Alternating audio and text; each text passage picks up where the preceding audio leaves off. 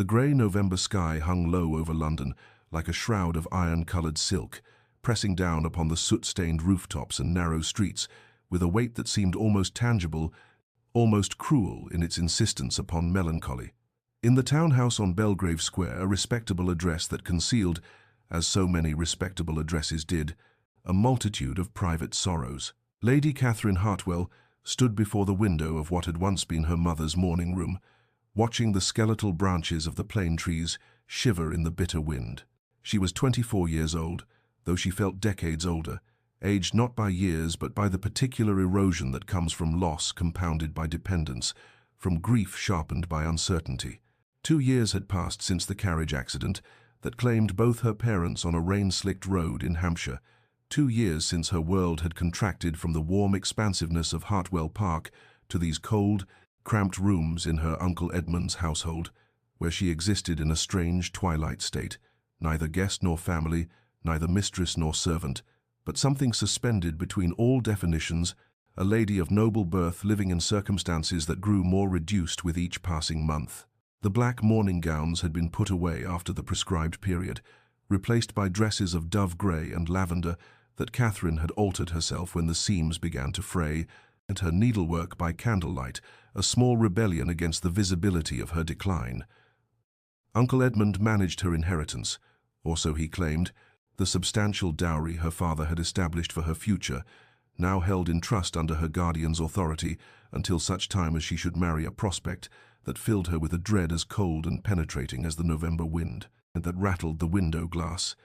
Managed was the word her uncle used, always with that particular smile that never reached his eyes, that expression of benevolent concern that Catherine had learned to distrust as thoroughly as she distrusted the ledgers she was never permitted to see,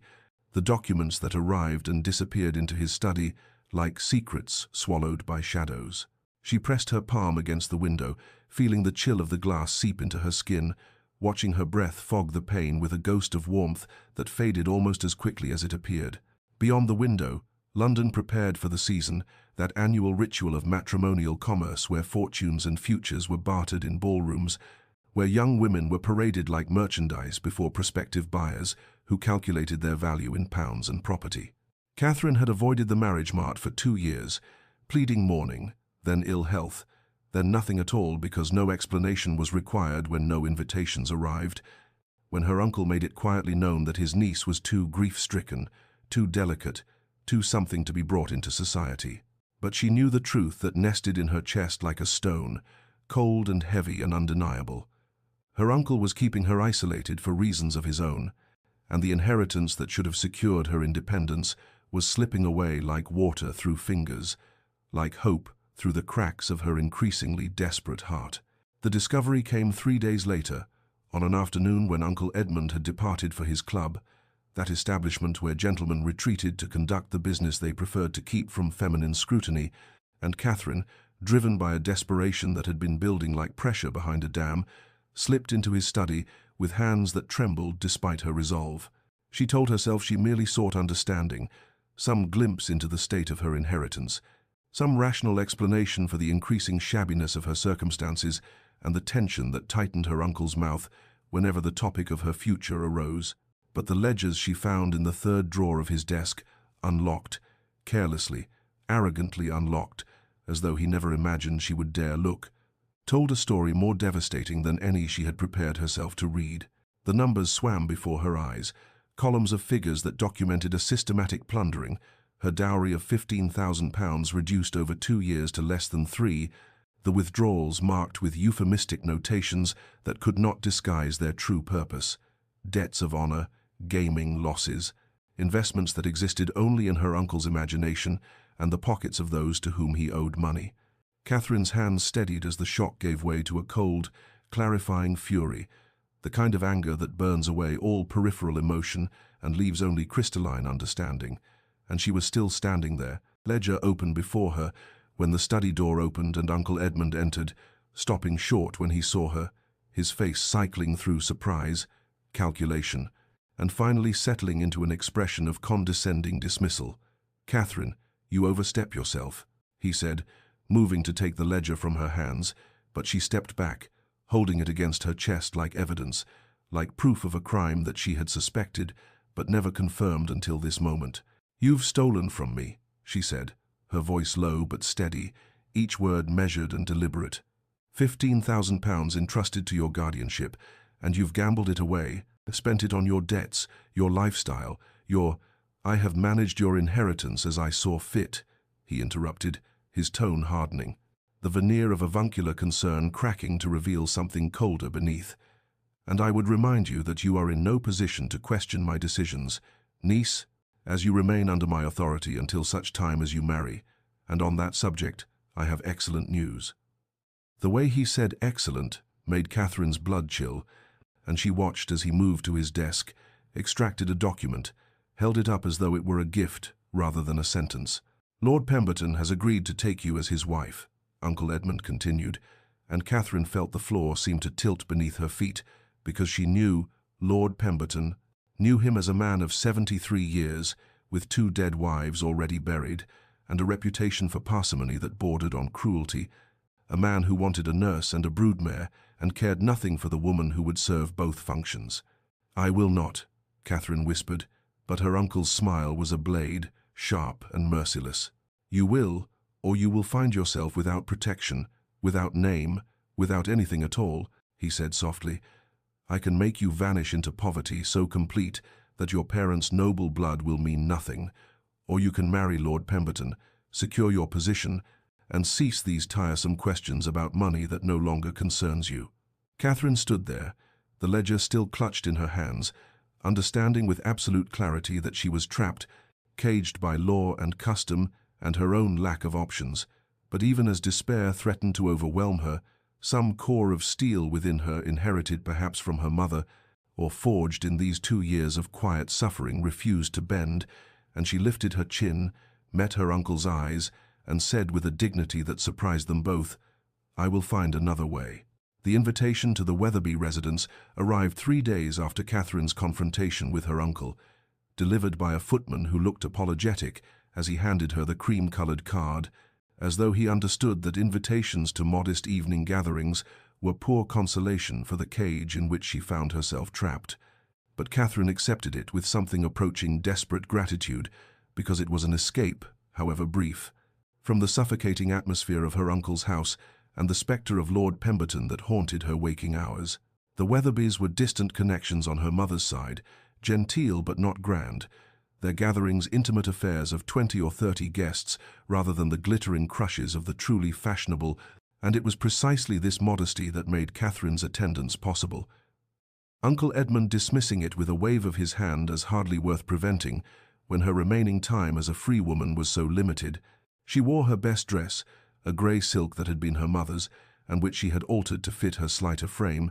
and as she entered the Wetherby drawing-room with its comfortable, if unfashionable, furnishings, and its guests who spoke of books and politics rather than merely gossip and fashion, she felt something in her chest loosen slightly, some small measure of the suffocation easing. It was near the refreshment table, as she stood alone examining the modest spread of refreshments and trying to make herself inconspicuous,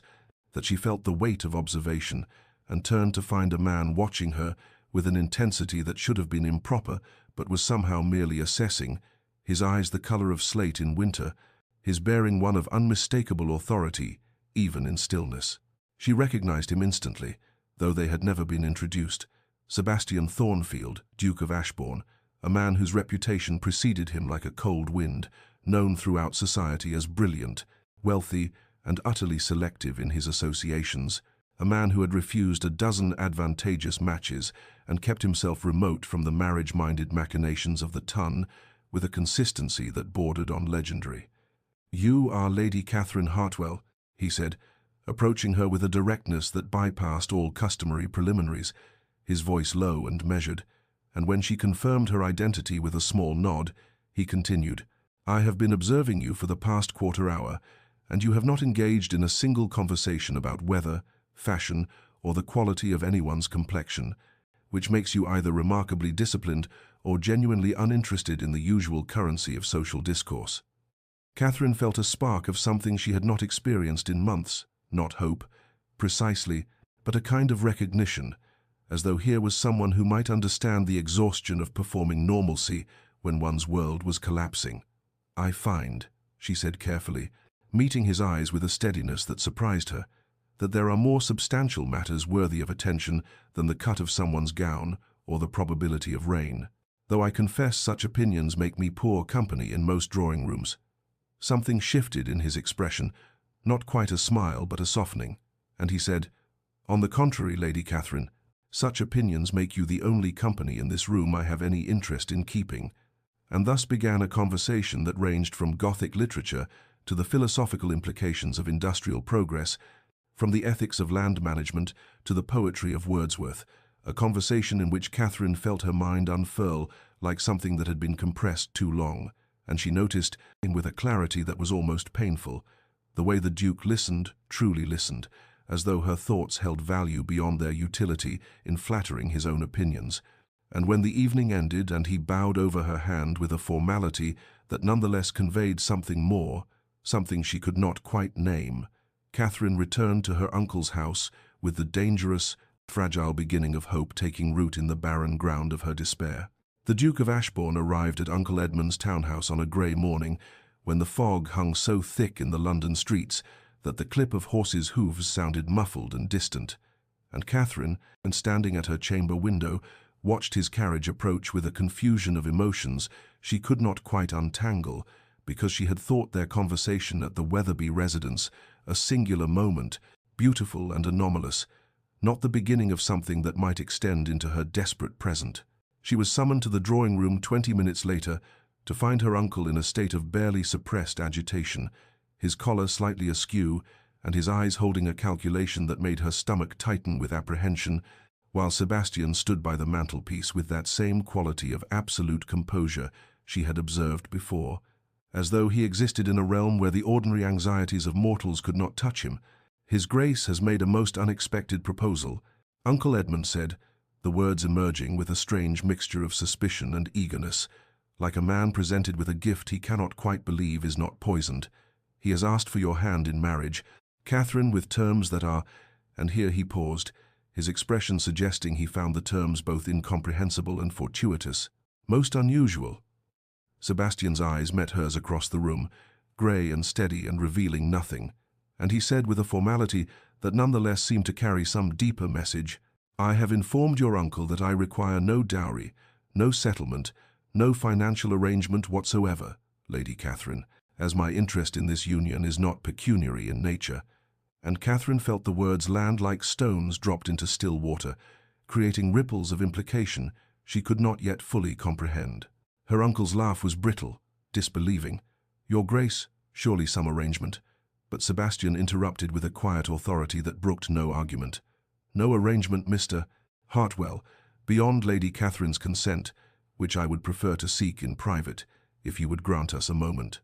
The dismissal was clear despite its courteous phrasing, and Uncle Edmund, caught between offence at being dismissed in his own home and relief at the prospect of being freed from both Catherine and his obligation to Lord Pemberton, withdrew with poor Grace, leaving them alone in the shabby drawing-room where the furniture showed its wear and the curtains hung slightly crooked. Catherine found her voice, though it emerged less steady than she wished. "Why?" she asked. Because it was the only question that mattered, the only question that could possibly encompass the bewildering impossible offer he had just made. "Why would you? I have nothing, no fortune, no connections that could benefit a man of your standing. And we have spoken once, a single conversation, and now you appear proposing marriage with no expectation of, 'I want you, not your money,'" Sebastian said, cutting through her tumbling words with a clarity that was almost brutal in its directness, and something in his expression shifted, a crack in that perfect composure, revealing something intense and carefully controlled beneath. "I have heard the rumours of your situation, Lady Catherine, the whispers about your uncle's gambling and Lord Pemberton's expectations, and I am offering you an alternative, a marriage of partnership rather than transaction, because in our conversation 3 nights ago, I saw a woman of intelligence and dignity who deserves something better than being sold to settle another man's debts." Catherine stared at him, her mind racing through possibilities and implications, searching for the trap or the hidden cost, because nothing in her experience suggested that men, particularly powerful men, offered salvation without expecting something in return, but his eyes held steady on hers with something that looked almost like understanding, and she felt hope and suspicion war within her chest as she asked, voice barely above a whisper, "What do you expect from me, Your Grace?" and watched something complicated cross his features before he answered, "Only what you choose freely to give, Lady Catherine. Only that." Sebastian called upon her the following afternoon, arriving with a propriety that felt almost absurd given the extraordinary nature of their arrangement, and Catherine received him in the small morning room where the light was grey and uncertain, her uncle having conveniently absented himself after making clear his expectation that she would accept the Duke's offer because the alternative, Lord Pemberton, or complete destitution, remained unspoken but understood. She had spent the night in a tumult of thought, examining Sebastian's proposal from every angle, like a gem that might reveal itself as glass under proper scrutiny, and when he entered the room with that same controlled bearing, she found herself studying him with new intensity, searching for the calculation or cruelty that must surely hide behind such an offer, because her experience had taught her that salvation did not arrive without cost. "You have questions," he said, not sitting until she gestured permission, his formality somehow making the moment feel both more and less intimate. "I would be suspicious of you if you did not, Lady Catherine, as accepting a proposal from a near stranger requires either desperation or foolishness, and I do not believe you possess the latter." His directness steadied something in her, and she asked, voice carefully controlled, "What do you truly want from this marriage, Your Grace? You speak of partnership and intelligence, but men of your position marry for alliance, for heirs, for dynasty. What purpose do I serve that could not be better served by a woman who brings wealth and connections rather than merely conversation and competence?" Something flickered in his expression, and he was quiet for a long moment before answering, "My estate is vast, Lady Catherine, and it requires management that extends beyond ledgers and crop rotations. It requires someone who can see the tenants as people rather than resources, who can make decisions of both practical and moral complexity, who can be trusted with real responsibility rather than merely ornamental duties." And she heard truth in his words, but also evasion, the sense that he was offering her pieces of a larger picture while keeping the whole carefully obscured.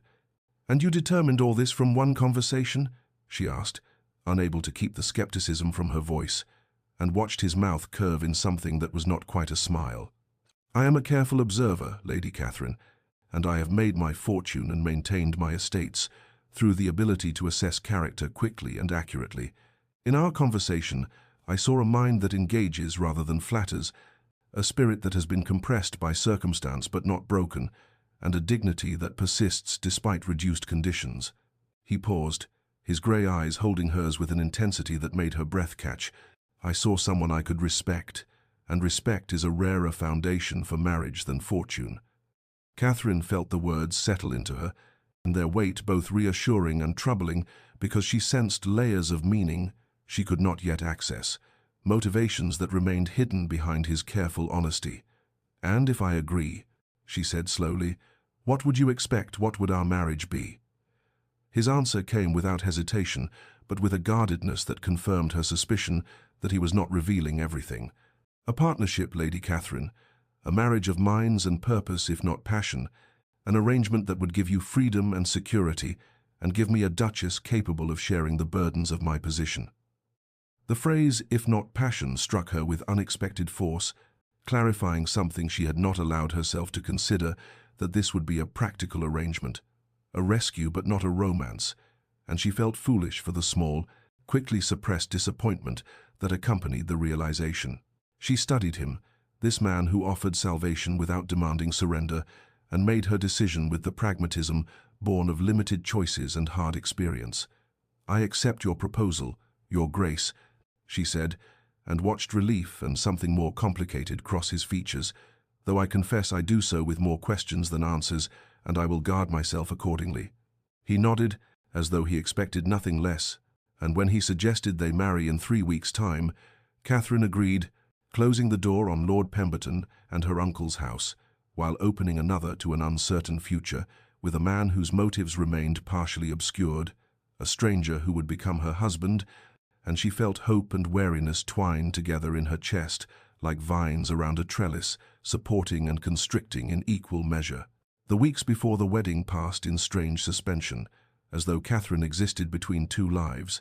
neither fully belonging to her uncle's cold house nor yet claimed by the future that awaited her, and Sebastian called upon her each afternoon with a regularity that would have been unremarkable in an ordinary courtship, but felt extraordinary given the practical nature of their arrangement,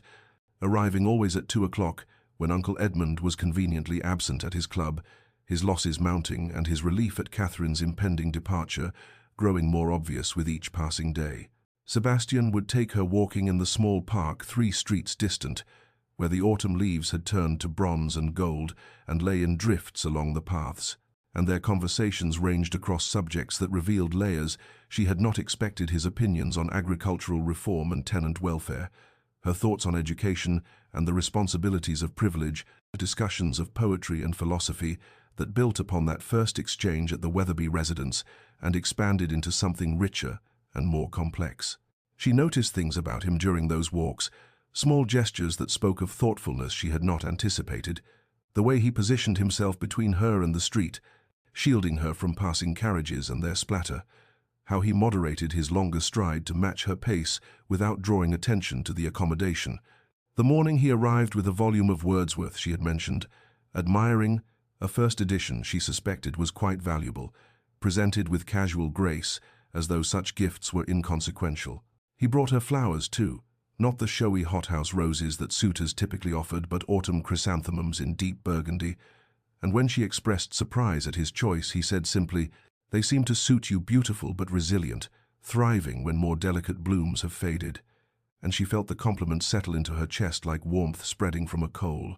What surprised her most, however, was his genuine interest in her opinions, the way he solicited her thoughts on matters of estate management,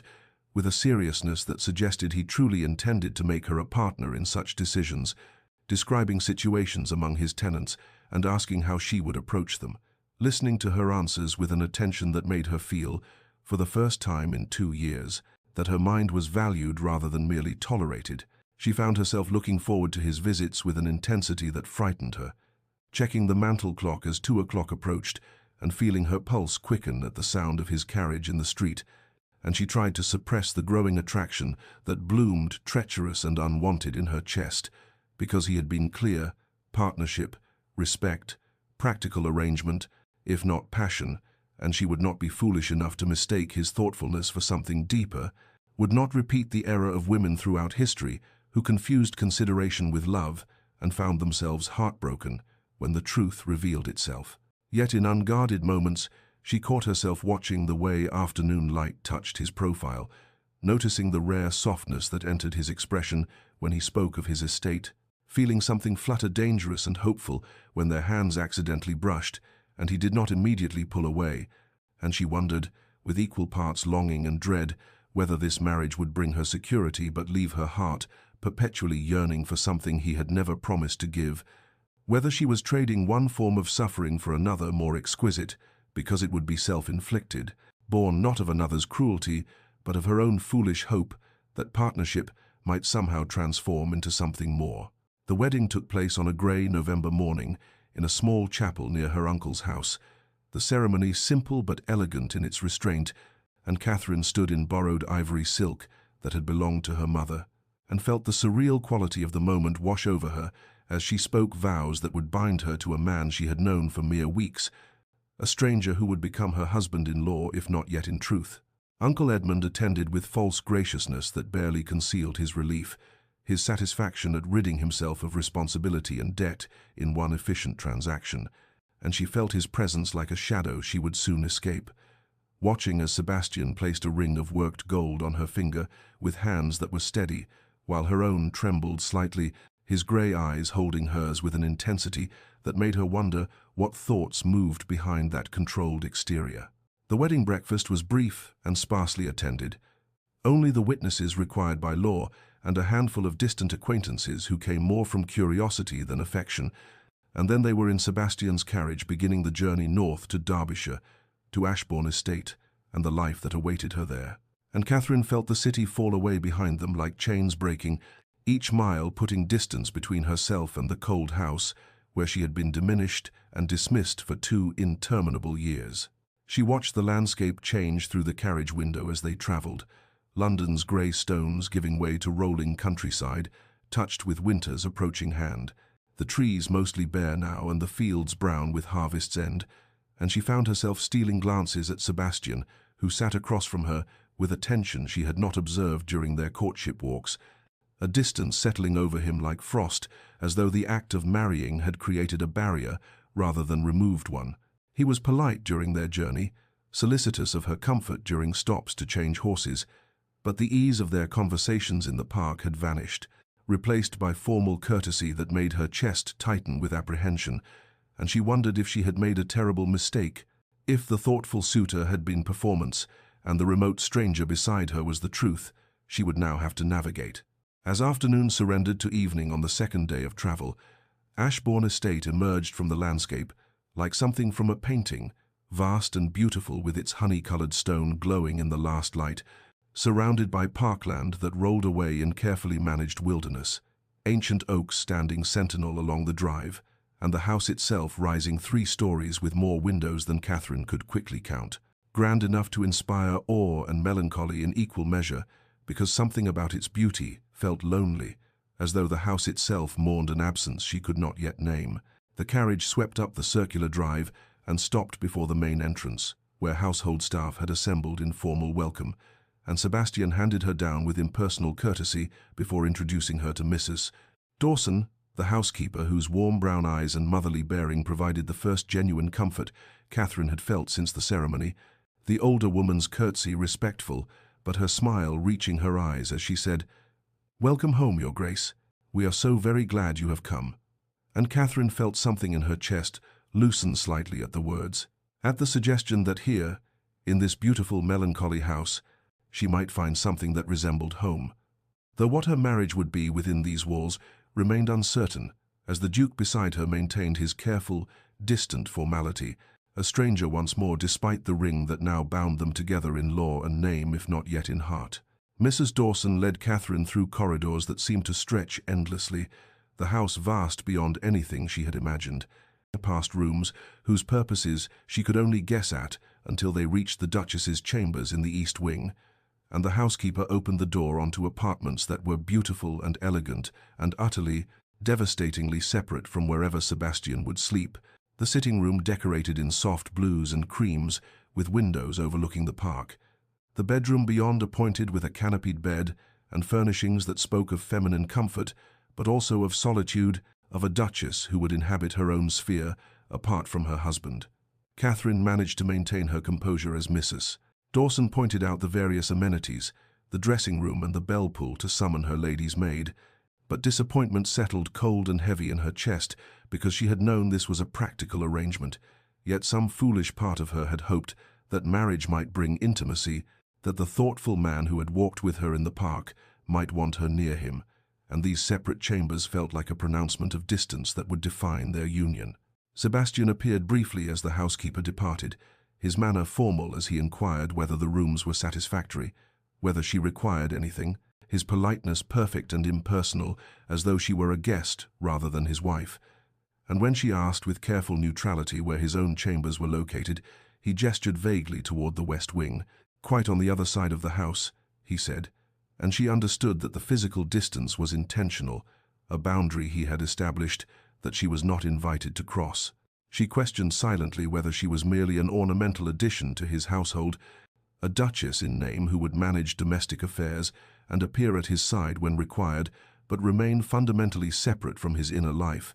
and the fear that had plagued her during their courtship returned with renewed force, that she had escaped one form of imprisonment, only to enter another, more gilded, but equally isolating. After Sebastian withdrew with a slight bow and wishes for her rest after the journey, Catherine explored her new rooms with growing melancholy, discovering the thoughtful touches that had been prepared for her arrival, fresh flowers on the writing desk and books she had mentioned enjoying placed on the shelves, evidence of consideration that made the separation somehow worse, because it suggested he cared enough to attend to her comfort, but not enough to want her truly close. Later, as a maid helped her dress for dinner, Catherine ventured into the corridor and discovered that one wing of the house was locked, a series of doors at the far end of the hallway, sealed with a heavy lock that spoke of secrets deliberately kept. And when she inquired, the maid's expression shuttered, and she said only that those rooms had been closed since the late Duchess passed, and His Grace preferred them left undisturbed, which answered nothing and raised a dozen new questions about the shadows that inhabited this beautiful house. Dinner was served in a dining room that could have accommodated 30 but felt cavernous with only 2, Catherine seated at one end of the long table and Sebastian at the other, the distance between them, both literal and metaphorical, as they made polite conversation about the estate and the journey, and inconsequential matters that skimmed the surface of everything important, and she watched him across the expanse of mahogany and silver, and felt the chasm between them widen with each careful, courteous exchange. When the interminable meal finally concluded, and Sebastian rose with formal wishes for her good night, Catherine retreated to her chambers and stood at the window looking out over the darkened park and the beauty of her surroundings, unable to dispel the uncertainty that wound tight around her heart, wondering what her life would be in this grand, lonely house, whether she would find purpose beyond being the Duchess in name, whether the man who had chosen her would ever let her close enough to understand why he held himself so carefully apart. And as she prepared for bed alone in rooms that felt too large and too empty, she questioned whether this marriage would bring her security at the cost of a different kind of suffering, the ache of existing beside someone she could never truly reach, forever separate despite the vows that bound them. Morning arrived with pale winter sunlight filtering through the bedroom windows,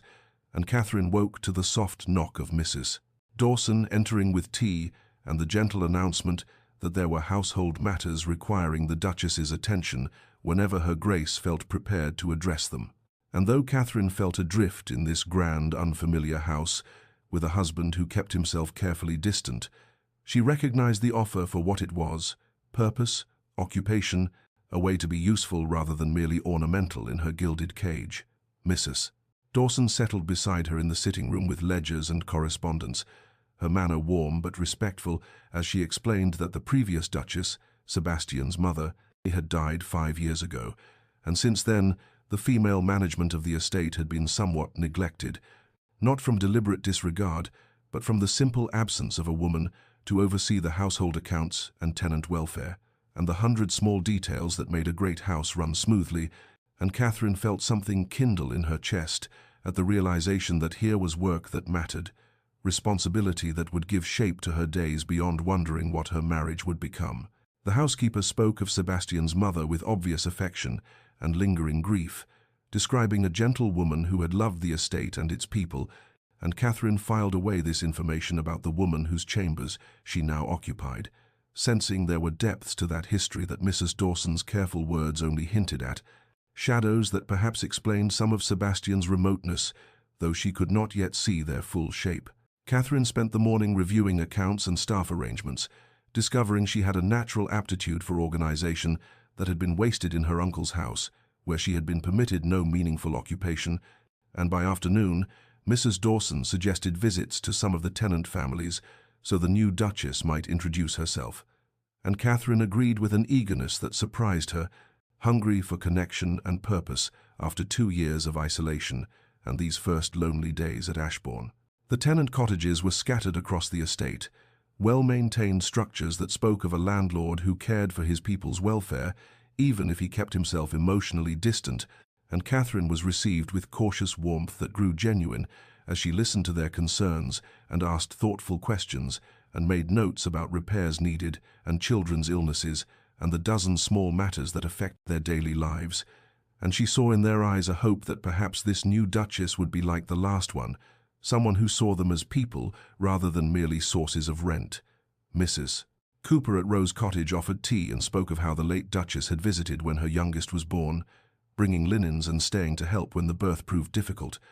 And Mr. Pemberton at the mill mentioned how Her Grace used to bring books for his daughters who loved reading, and with each story, Catherine understood more clearly the void her predecessor's death had left, and the opportunity now before her to fill it, to matter to these people, and to build something meaningful, even if her marriage remained uncertain.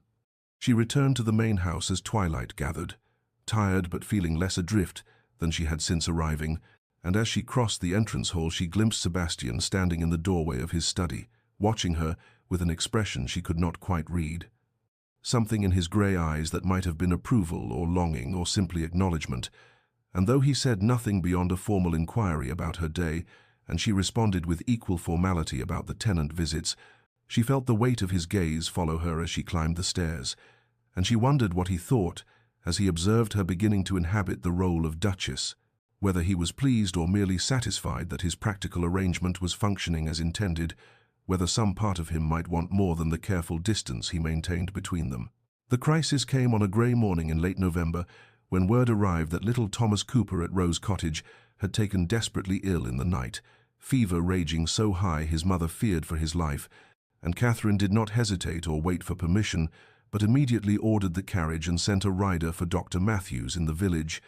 arriving at the cottage to find the child burning with fever and struggling for breath, while his mother clutched him with the helpless terror of a woman who had already lost 2 babies and could not bear to lose another. Catherine rolled up her sleeves and set to work with the calm decisiveness that emerged in her when others needed her strength, drawing on half-remembered knowledge from her own mother's tending of ill tenants years ago.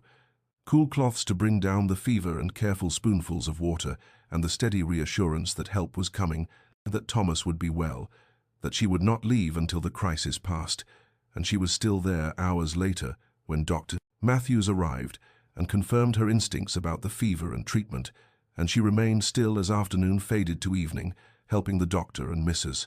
Cooper through the worst of it, until finally the child's fever broke and his breathing eased, and the terrible tension in the small cottage released into exhausted relief and grateful tears. She had lost track of time entirely, her dress stained and her hair falling from its pins, and her whole body aching with fatigue, and she did not hear the carriage arrive or footsteps approach until Sebastian's voice cut through the dim cottage with barely controlled intensity, asking, "Where is she?" And then he was there in the doorway, his face stark with something that looked remarkably like fear, and their eyes met across the small room, and Catherine saw his carefully maintained composure falter, crack, something raw and unguarded flashing in his expression before he mastered it again. He crossed to her side and took in the scene with quick assessment, the sleeping child now breathing peacefully, and Mrs. Cooper's tearful gratitude and Catherine's obvious exhaustion, and without a word he removed his coat and turned to assist with the remaining tasks, bringing in more water and stoking the fire, and speaking with quiet authority to the doctor about continued care. And when his hand brushed Catherine's as they both reached to adjust the child's blanket, the contact sent a shock through her entire body, his fingers warm and strong and lingering a moment longer than necessary, while something wordless and electric passed between them in the firelit dimness. "Doctor," Matthews finally declared he would stay the night to monitor Thomas, and assured them the worst had passed, and Sebastian guided Catherine to his carriage with a hand at the small of her back that felt protective and possessive and entirely different from his usual careful distance, and she was too exhausted to guard herself as she leaned back against the seat and felt the tears come, reaction and relief, and the overwhelming emotion of the day, and she thought he would retreat into formality as always, but instead he shifted closer and offered his handkerchief and said in a voice rough with suppressed feeling, "You were magnificent, Catherine, absolutely magnificent." And the admiration in his tone made her breath catch, because this was real, not polite, the first fully honest thing he had said to her since their wedding. The carriage moved through the darkness toward the main house, and she felt his gaze on her in the shadows, felt the tension between them shift into something more dangerous and promising, and she gathered her courage and said quietly,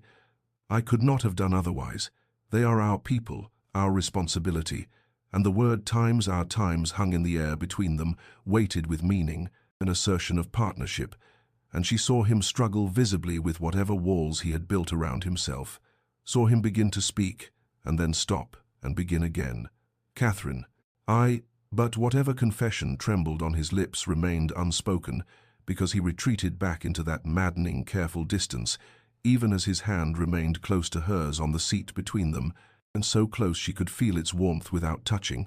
And when they arrived at the house and he helped her down, his grip on her hand was gentle and lingering, and full of all the things he would not say, and she went to her separate chambers, feeling frustrated and hopeful and confused all at once, knowing that something had shifted between them in that cottage, that she had seen beyond his armor to the man beneath, but having no idea whether that glimpse would lead to anything more than this aching, almost intimacy that was becoming harder to bear than complete distance would have been.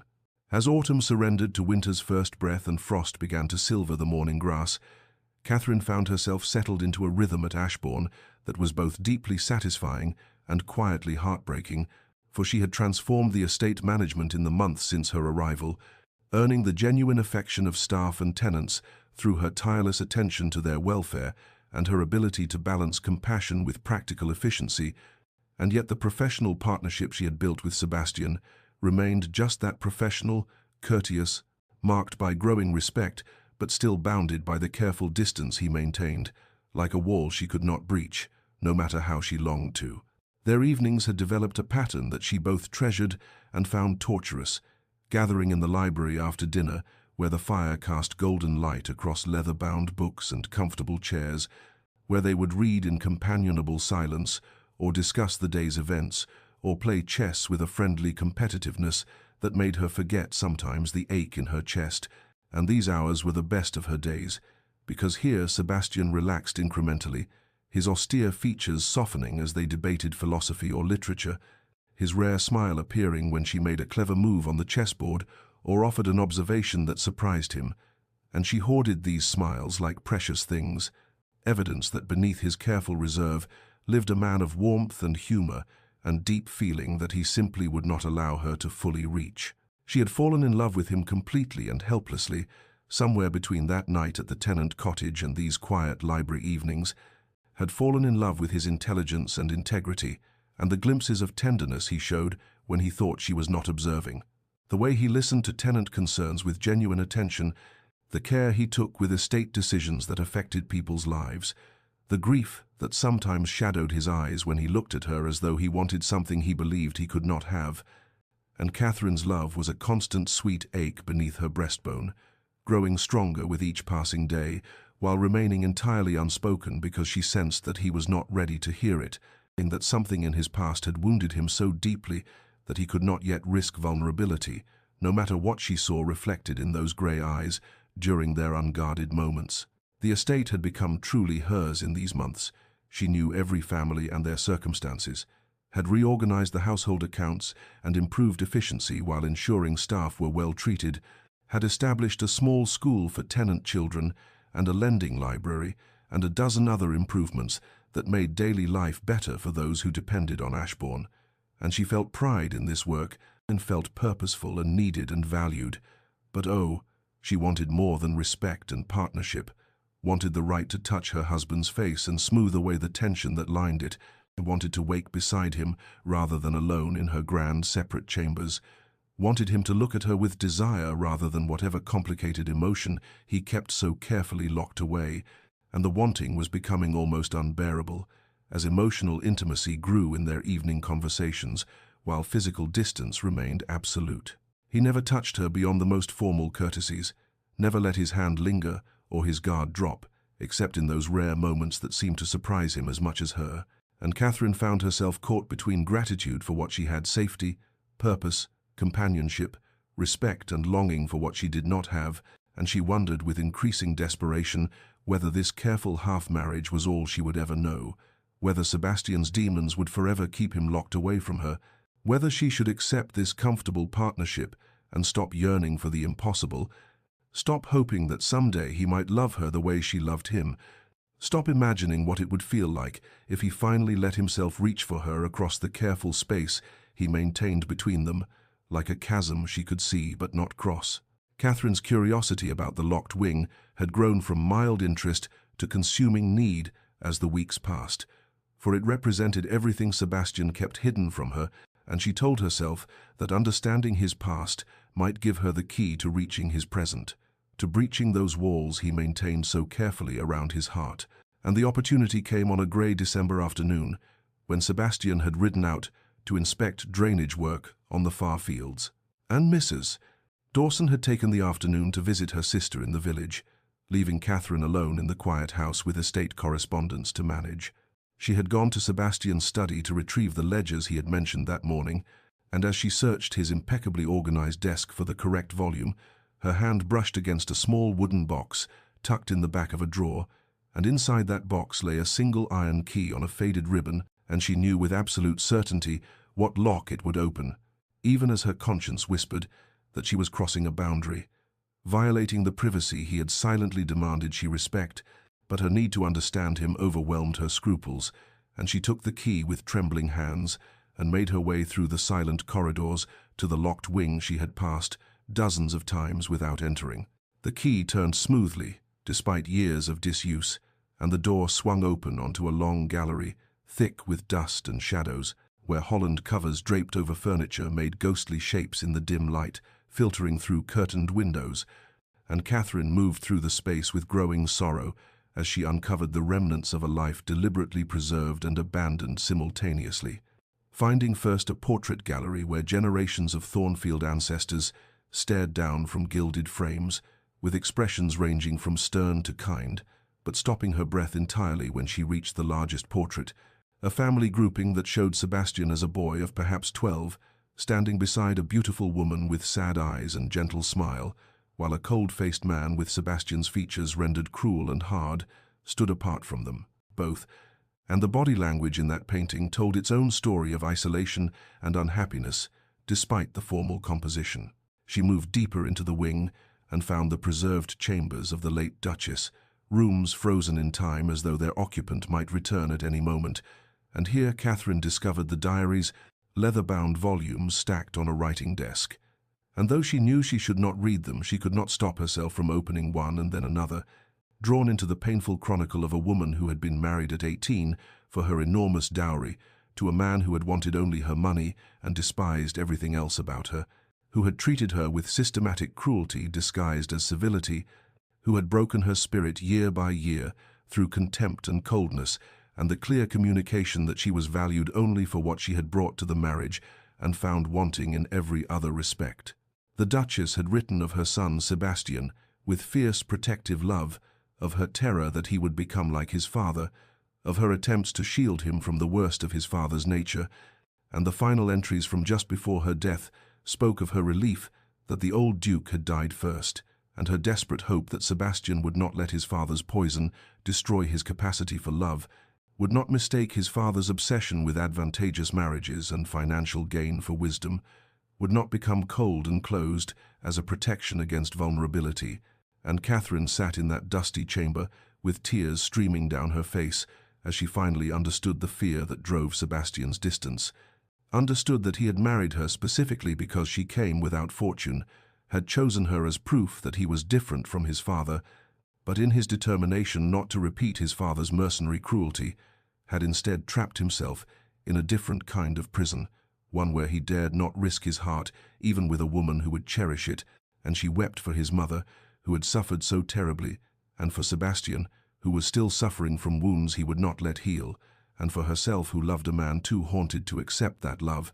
and she did not hear his footsteps in the corridor, or know he had returned early, until his voice cut through the dusty silence like a blade,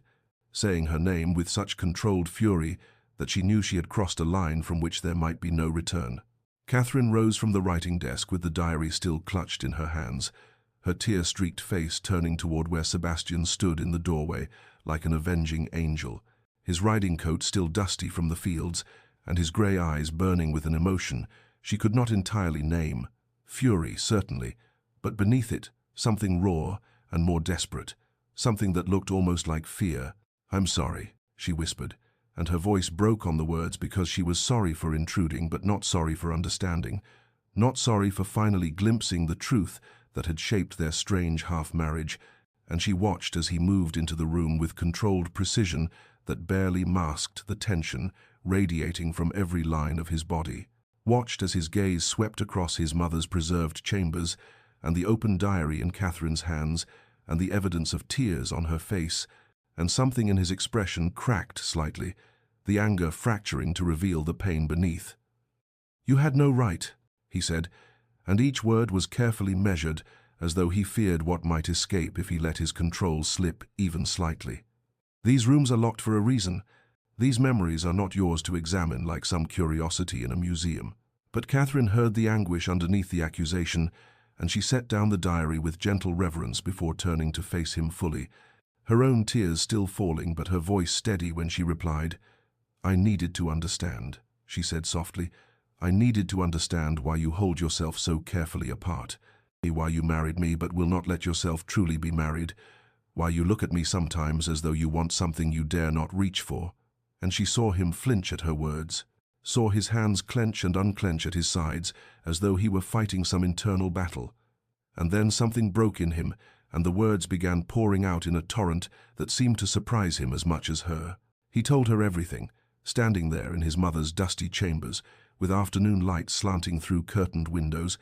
told her how his father had courted his mother for her enormous dowry, and nothing else,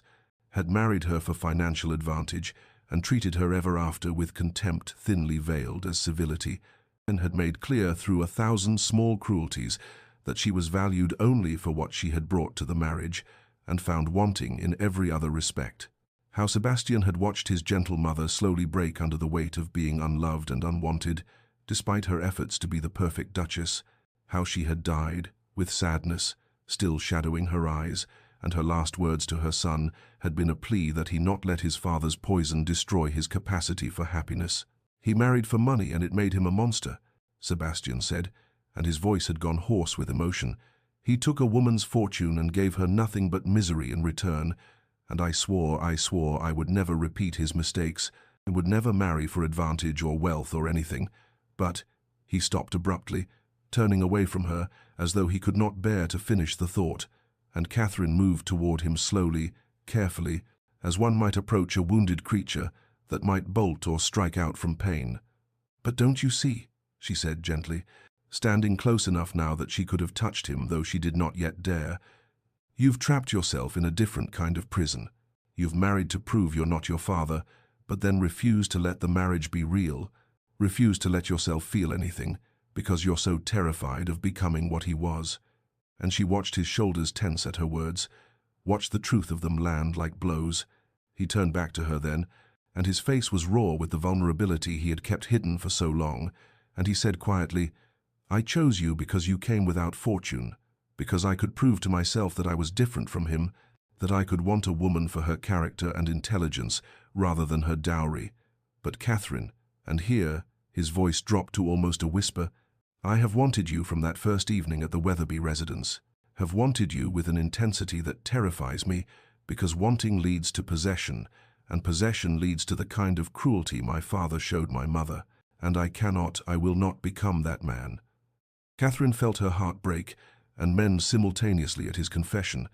understanding finally the terrible logic that had kept him distant, the fear that had masqueraded as coldness, and she reached out slowly to lay her hand against his chest, feeling his heart racing beneath her palm, and she said with quiet certainty, "Your father's sin was not in wanting your mother. It was in not wanting her enough, in valuing her money above her heart. But Sebastian, I have no money for you to value above me. I came to you with nothing, and you have treated me with nothing but respect and kindness, and that is not your father's pattern, that is your own." She felt him trembling slightly beneath her touch, felt the decades of fear and self-protection warring with the longing she could see in his eyes, and though he did not pull her close or declare his feelings or break down the final walls between them, he covered her hand with his own and held it there against his heart, and for a long moment they stood together in those chambers, haunted by his mother's sorrow, and Catherine felt the first fragile threads of genuine connection forming between them, even as she sensed that he was not yet ready to surrender fully to vulnerability, not yet ready to risk the intimacy she offered, but it was a beginning, a crack in the armor he had worn for so long, and she would be patient because she finally understood that his distance had never been about her inadequacy, but about his own terrible fear of becoming the man who had destroyed his mother's happiness. And understanding, she thought, was its own kind of progress toward the love she hoped might someday be possible between them. The days following their confrontation in the locked wing settled into a pattern that felt both more intimate and more fragile than before, for Sebastian had revealed enough of his wounds that Catherine understood his distance, but not enough to bridge it, and she found herself caught in a peculiar torment of loving a man who remained just beyond her reach, close enough to touch but too guarded to truly hold, and her frustration grew not from anger, but from a desperate longing that intensified with each evening they spent together in the library, each careful conversation that danced around the edges of deeper feeling without ever plunging into its depths, each moment when their eyes met, and she saw the want in his gaze, before he shuttered it away behind practiced courtesy, and she thought she might go mad from the ache of it, from loving someone who seemed determined to protect himself even at the cost of their shared happiness. And so it was that on a cold January evening, when they sat together in the library as had become their custom,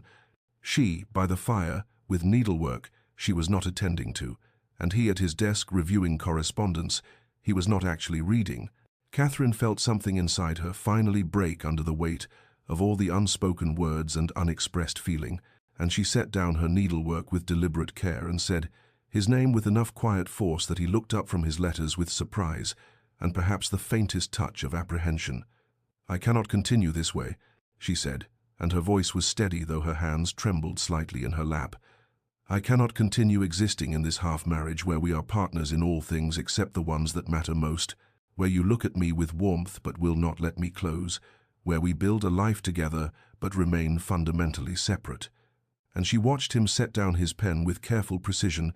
watched the walls rising in his expression, even as she forced herself to continue speaking truths that terrified her to voice.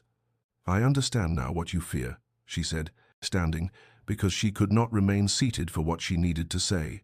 moving to stand before the fire, where its warmth might ease the chill that had nothing to do with the winter cold. "I understand that your father's cruelty has taught you to fear your own capacity for harm, that you believe wanting someone too much will somehow transform you into the monster he was. But Sebastian," and here her voice broke slightly, but she pushed through because this might be her only chance to reach him, "I didn't come to you with fortune, but I came with heart. I came with all of myself, and you have accepted my usefulness and my partnership, but you will not accept my love, and I begin to fear that I am merely another piece of your household management, valued for what I do but not for who I am, not for the woman who loves you so desperately that it has become a physical ache inside my chest." She saw him stand abruptly, saw something flash across his face that looked like pain and longing tangled together, and she forced herself to hold his gaze as she continued, "I was trapped in my uncle's house, trapped in a life where I had no value beyond what money he could extract from my existence. And you offered me escape, but Sebastian, I have only traded one kind of prison for another, and this one is worse because I love my jailer, because I see the man you could be if you would only let yourself, because I catch glimpses of your heart and then watch you lock it away again, and I am so very tired of being held at arm's length by the only person I have ever truly wanted to be close to." The silence that followed her words was absolute, broken only by the crackling of the fire and the sound of their breathing, and Catherine felt the full vulnerability of her confession settling over her like a weight, felt the terrible exposure of having laid her heart bare before someone who might not want it, and when Sebastian took a step toward her and then stopped as though fighting himself, when she saw the war raging in his eyes between longing and fear, between the desire to reach for what she offered and the terror of what reaching might mean,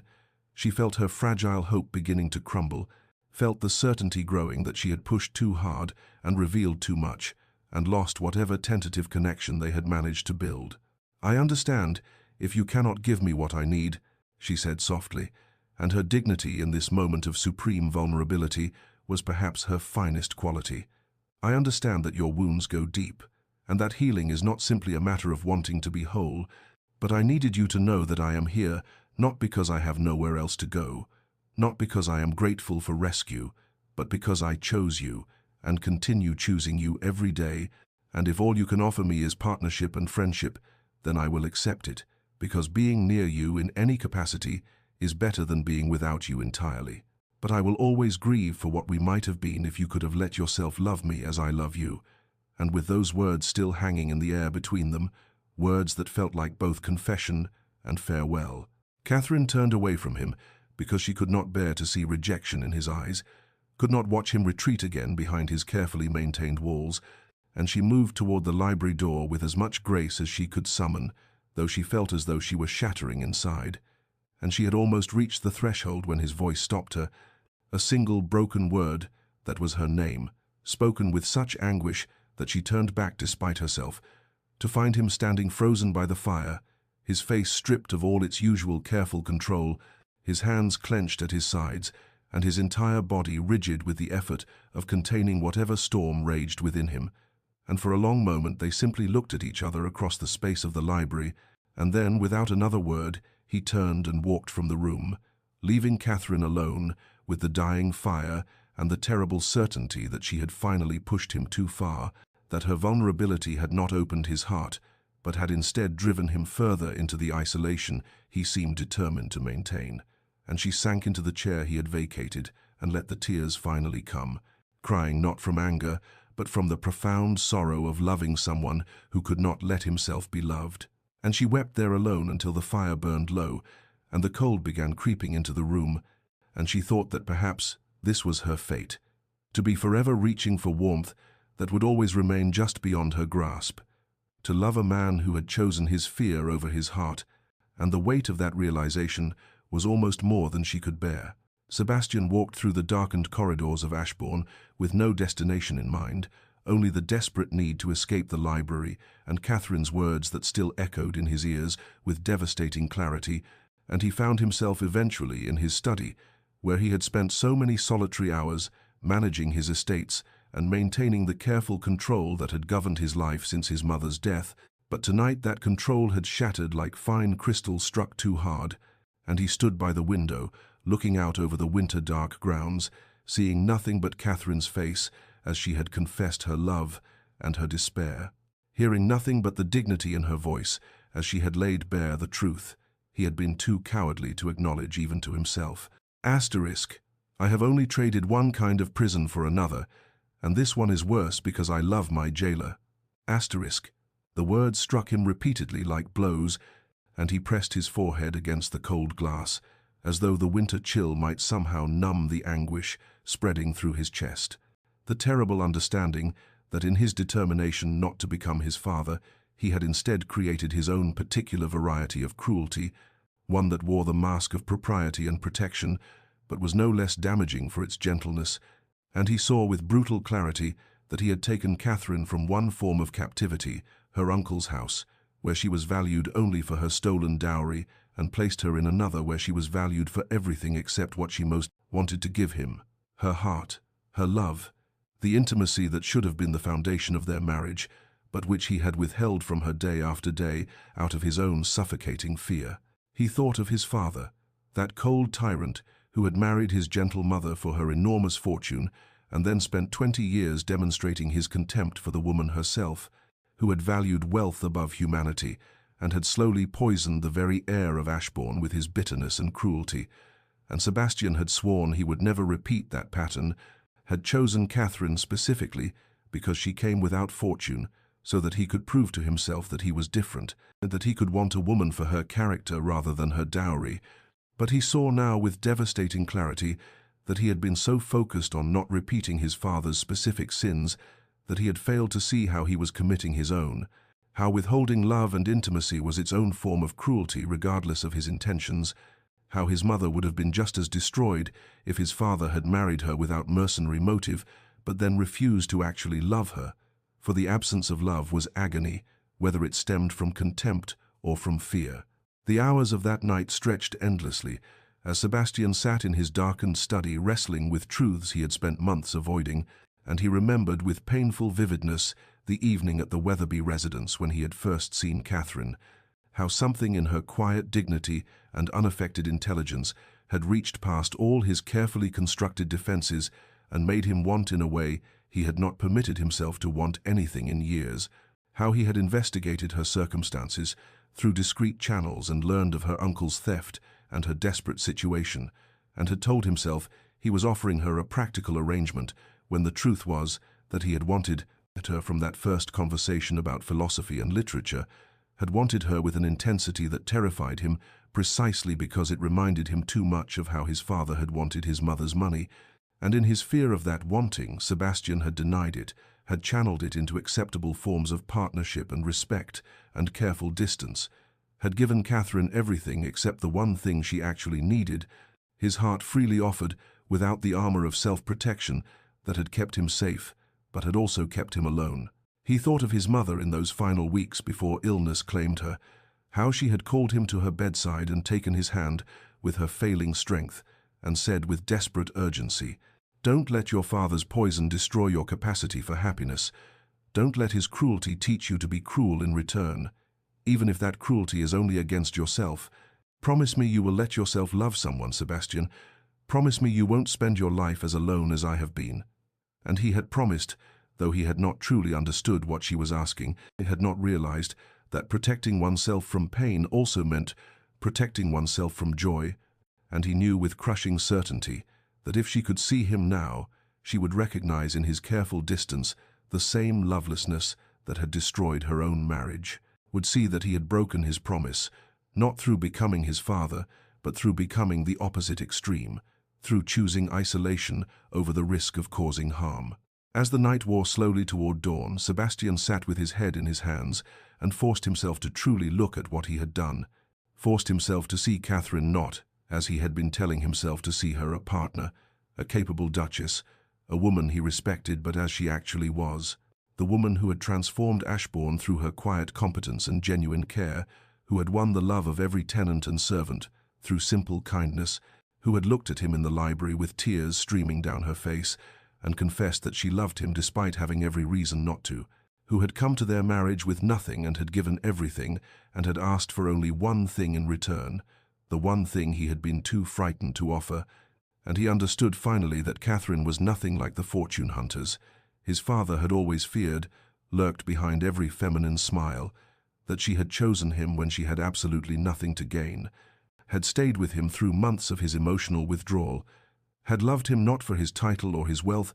but for the man she somehow saw beneath all his careful defenses. And the question that tormented him through those dark hours was not whether she deserved his love, she so clearly did, but whether he had the courage to give it to her,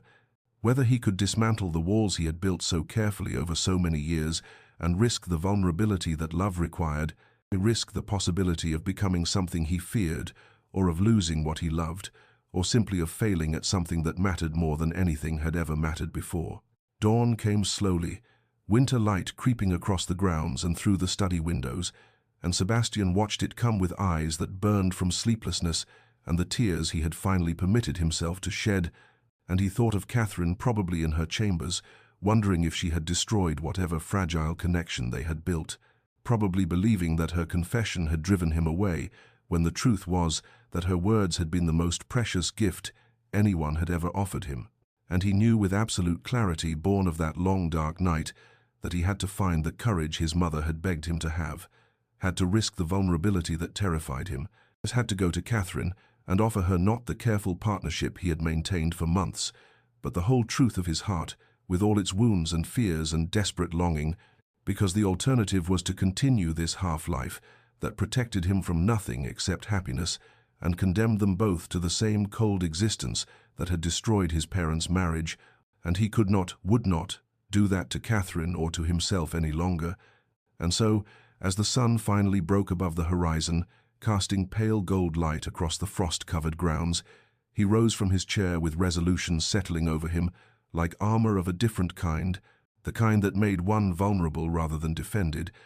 and he walked from his study, knowing that what he was about to do terrified him more than anything he had ever attempted, but knowing also that some risks were worth taking, that some loves were worth the fear, and that Catherine deserved nothing less than the full truth of everything he had been too afraid to acknowledge, even to himself. Catherine had not slept that night after leaving the library,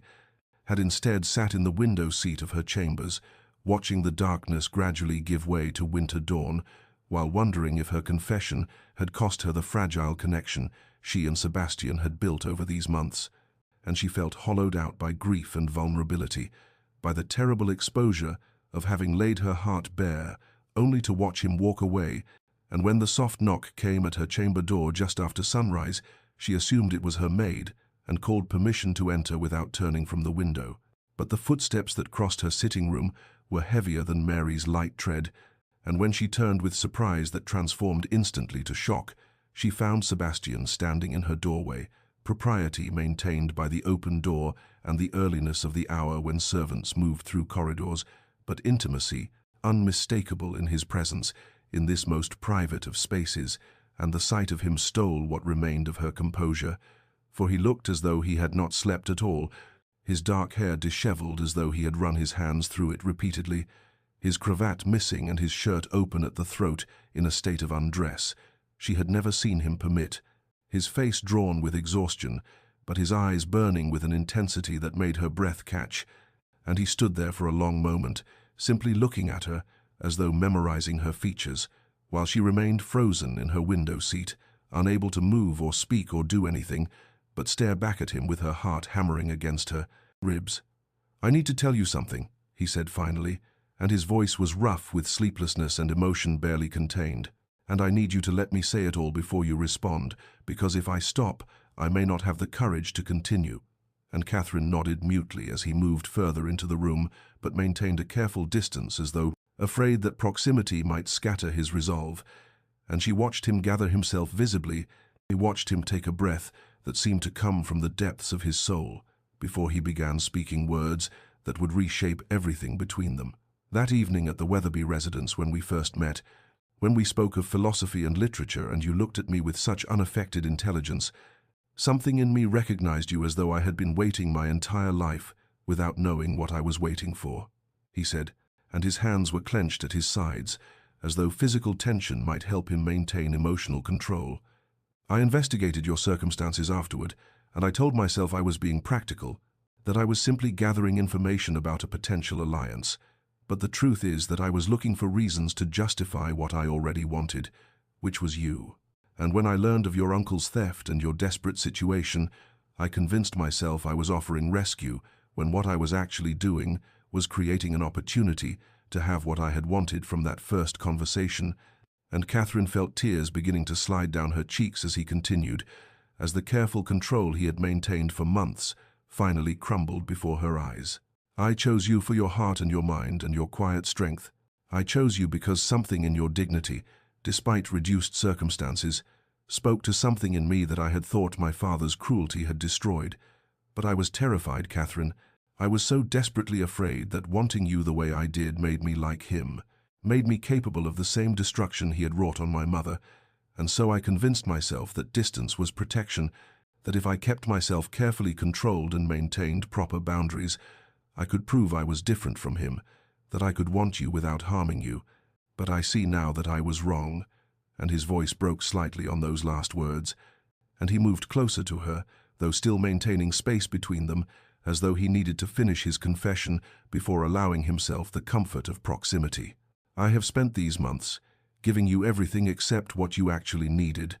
offering you partnership and respect and careful courtesy while withholding the one thing that mattered, which was my heart freely given. And last night when you stood in the library and told me you had traded one prison for another, when you said you loved your jailer, I finally understood that in trying so desperately not to repeat my father's cruelty,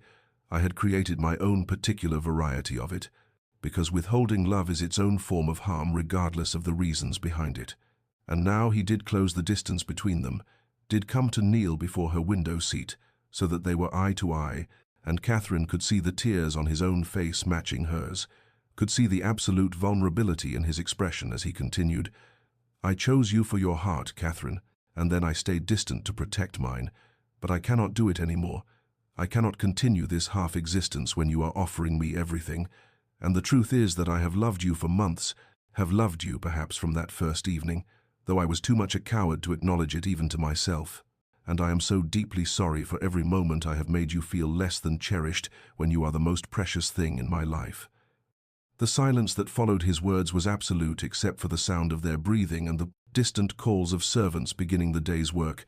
and Catherine reached out with trembling hands to cup his face, feeling the roughness of his unshaven jaw beneath her palms, seeing the hope and fear and desperate love in his eyes. And when she finally found her voice, it emerged as barely more than a whisper but carried the weight of all the emotion she had suppressed for so long. "I love you, Sebastian. I have loved you through your distance and your careful control and your determination to protect yourself at the cost of us both,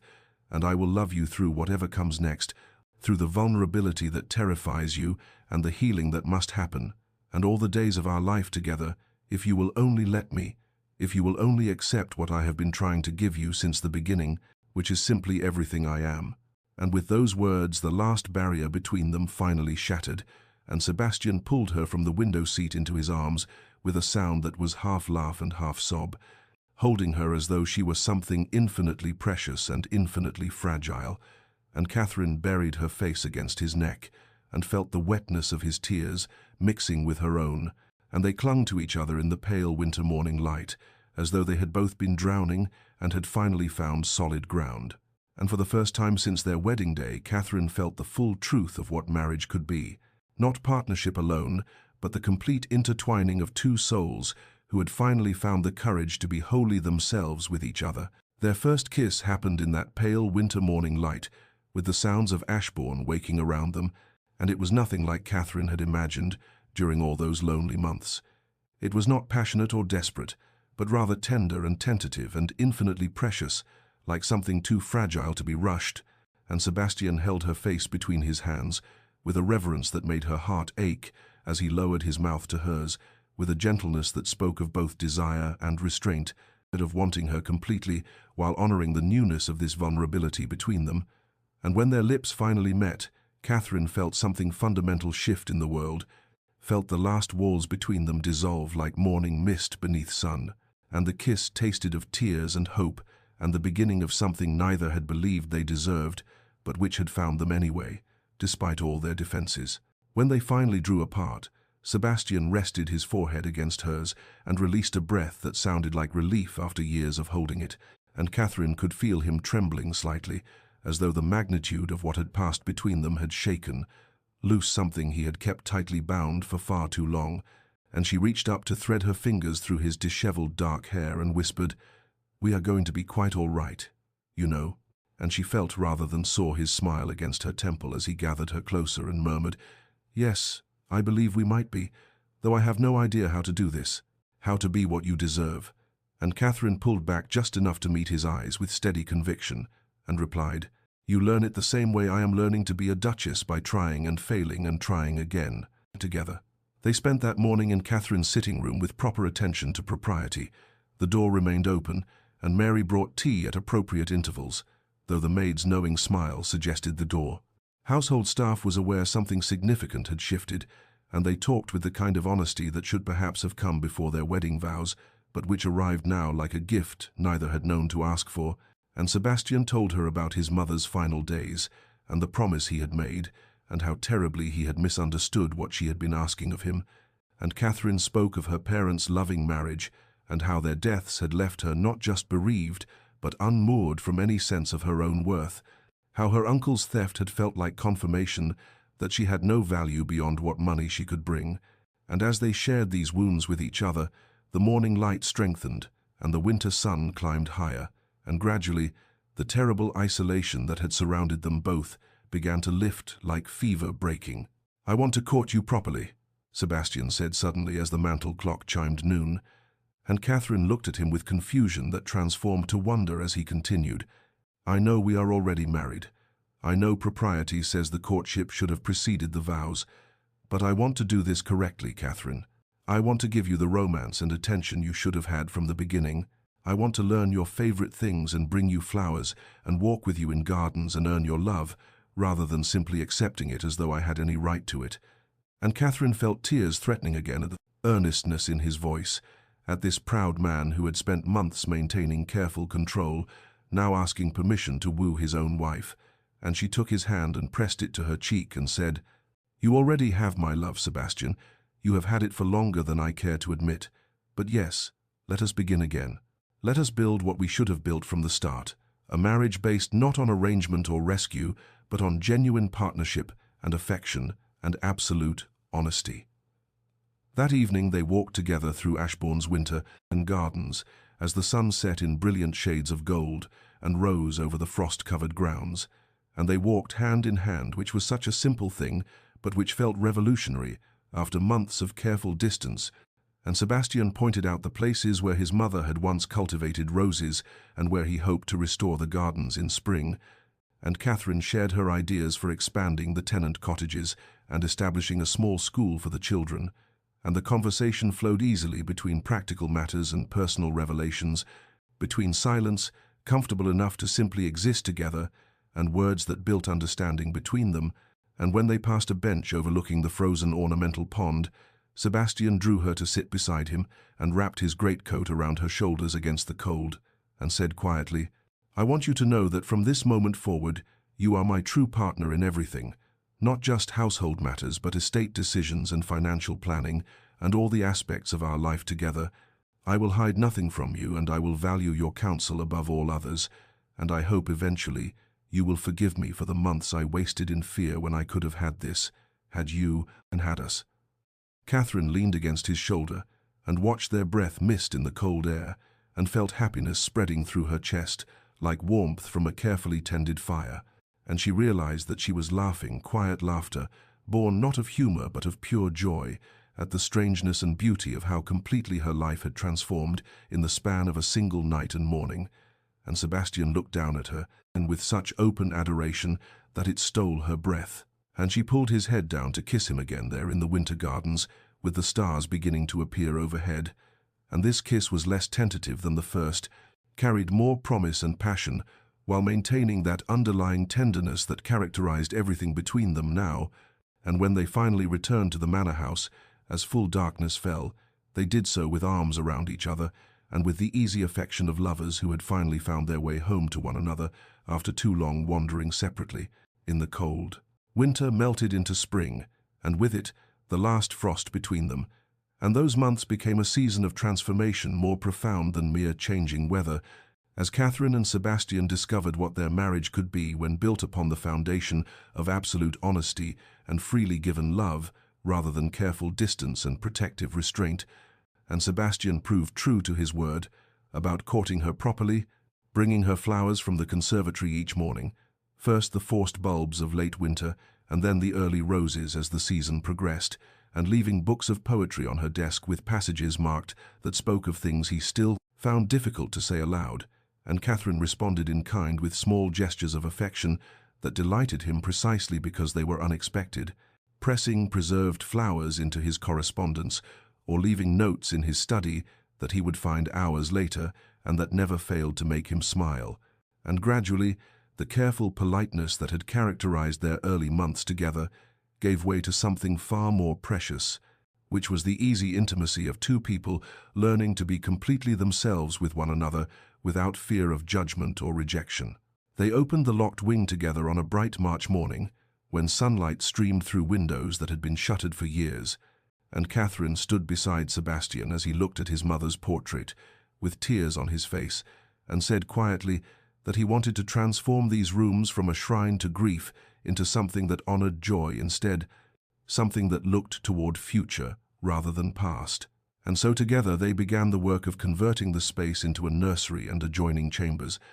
choosing wallpaper with cheerful patterns and commissioning furniture that spoke of hope rather than sorrow. And Sebastian involved Catherine in every decision, as though her opinion was not merely valued but essential, and she watched him gradually release the grip his father's cruelty had maintained on his life, and saw him becoming the man his mother had always believed he could be, someone capable of tenderness without shame and love without restraint. Sebastian wrote to his sister Beatrice, whom he had allowed distance to grow between them after their mother's death, and Catherine sat with him as he composed the letter with shaking hands, and admitted that he had been wrong to retreat from family when grief overwhelmed him. And when Beatrice responded with forgiveness and joy, and the news that she would visit in May, Catherine held Sebastian as he wept with relief. And when his sister finally arrived, a lovely woman of 28, with Sebastian's dark eyes and their mother's gentle manner, Catherine watched the siblings repair what years of pain and avoidance had fractured. They watched them laugh together and share memories and begin building new bonds. And Beatrice pulled Catherine aside during her visit and said with tears in her eyes, "You have given me back my brother. You have somehow reached the places none of us could touch and brought him home to himself." And Catherine embraced her and replied, "He saved himself. He simply needed to believe he was worth saving." And the friendship that formed between the two women became another gift in a season full of unexpected grace. Their partnership extended to every aspect of their life together, as Sebastian made good on his promise to hide nothing and value Catherine's counsel above all others,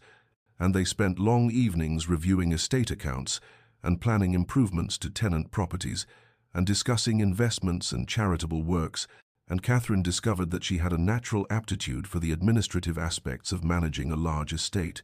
and that Sebastian delighted in her suggestions and implemented them with enthusiasm, and together they established a school for tenant children and expanded the estate clinic and created a system for supporting families during difficult seasons, and the people of Ashbourne responded to their Duchess with deep affection because she had proven herself not merely interested in their welfare, but genuinely committed to their flourishing, and when she and Sebastian rode through the estate together, the tenants would wave and call greetings, and Catherine would feel such overwhelming gratitude for this life she had stumbled into, when she had expected nothing but duty and obligation.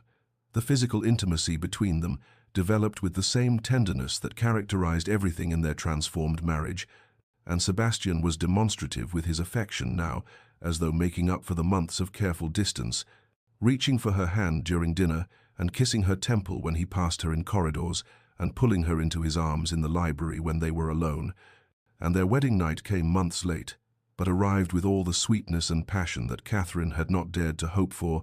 and afterward as they lay together in the darkness of Sebastian's chambers, which had become their shared chambers, as all pretense of separation dissolved, he whispered against her hair that he had never imagined he could be this happy, that she had given him something he had not known he was missing, which was simply the freedom to love without fear, and Catherine pressed closer to him and felt complete in a way she had not experienced since her parents' deaths, felt finally that she had found home not just in a place but in a person, and the happiness that settled over Ashbourne, that spring was palpable to everyone who witnessed it,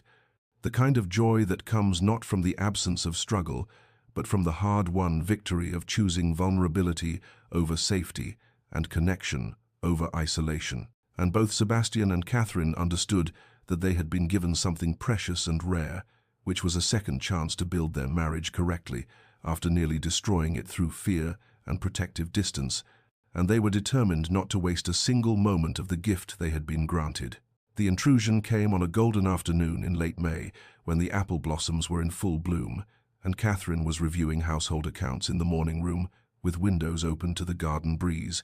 and she heard the commotion in the entrance hall before she saw him, her uncle's voice raised in indignation and entitlement, demanding to see his niece immediately, as though he had any right to her time or presence after what he had done. And Catherine felt her body go cold and then hot, as she rose from her desk with hands that wanted to tremble, but which she forced into steadiness, and she arrived in the entrance hall to find Uncle Edmund arguing with Pemberton the butler, while looking every bit as florid and dissipated as she remembered, perhaps more so, with broken capillaries across his nose and the unmistakable signs of a man whose vices were destroying him from within. "Uncle Edmund," Catherine said with a calmness she did not feel, and he turned to her with that false smile that had once made her feel obligated and guilty, but which now simply made her angry, and he began speaking rapidly about family obligations and his rights as her guardian, and how she owed him compensation for the years he had housed and fed her, and Catherine stood perfectly still and felt the old familiar fear trying to reassert itself, the learned helplessness of those terrible months in his household when she had been entirely at his mercy. But then she felt Sebastian's presence behind her. He had come from his study the moment Pemberton sent word, and his hand came to rest on the small of her back in silent support. And suddenly the fear dissolved, like morning fog beneath. "Son." Sebastian's voice when he spoke was colder than Catherine had ever heard it, containing all the aristocratic authority of generations of dukes, combined with the barely leashed fury of a man protecting what he loved, and he said, "You have no rights here, Hartwell, no claim on my wife or my home, and you will explain your presence immediately, or be removed by force." Cadent Uncle Edmund's bluster faltered slightly before he rallied and pulled papers from his coat and declared that Catherine's marriage settlement had been invalid without his approval as her guardian, that he was demanding financial compensation for breach of contract, and that if Sebastian did not pay, he would create a scandal that would damage both their reputations irreparably. Catherine watched Sebastian's expression transform into something that might have frightened her if it had been directed at her rather than at her uncle, and he said with deadly quiet, I wondered when you would make this attempt, which is why I took the liberty of having you investigated 6 months ago. And what I discovered was most illuminating evidence of systematic theft from your niece's inheritance, fraudulent gambling debts in her name, forgery of your late brother's signature on multiple documents, and enough criminal activity to see you transported, if not hanged. And Uncle Edmund's face went from florid to ashen as Sebastian continued. So here is the choice you face. You will sign documents relinquishing all claims to Lady Catherine and her inheritance. You will leave England permanently for the continent, with a small allowance sufficient to keep you in modest comfort, and you will never contact my wife again, or I will deliver this evidence to the magistrate, and you will face prosecution for fraud and theft, and spend what remains of your miserable life in prison or on a transport ship to Australia. Catherine stepped forward, then, and she felt the strength that these months at Ashbourne had built in her, the certainty of her own worth that Sebastian's love had restored, and she looked at the man who had stolen from her and diminished her and made her feel worthless and said clearly, "You told me I had no value beyond the money my parents left, that I was a burden you bore out of obligation, but you were wrong. I had value then, and I have value now, not because of any inheritance but because of who I am, and I will not allow you to make me feel small ever again. I will not give you that power." And she saw something flicker in her uncle's eyes that might have been shame before the habitual selfishness reasserted itself. The documents were signed within the hour under the stern supervision of Sebastian's solicitor, who had been summoned from the village, and Uncle Edmund departed Ashbourne in a hired carriage, looking diminished and defeated, and Catherine stood on the steps with Sebastian's arm around her waist and watched him disappear down the drive, and felt something fundamental shift in her chest, felt the last chains of her past breaking away, and when the carriage finally vanished from sight, she turned to Sebastian and said, "Thank you for protecting me, but thank you more for giving me the strength to protect myself." And he pulled her close and kissed her forehead and replied, "You always had that strength, my darling. You simply needed to remember it, and I am honored to stand beside you as you reclaim everything he tried to steal, not just money but your sense of your own worth."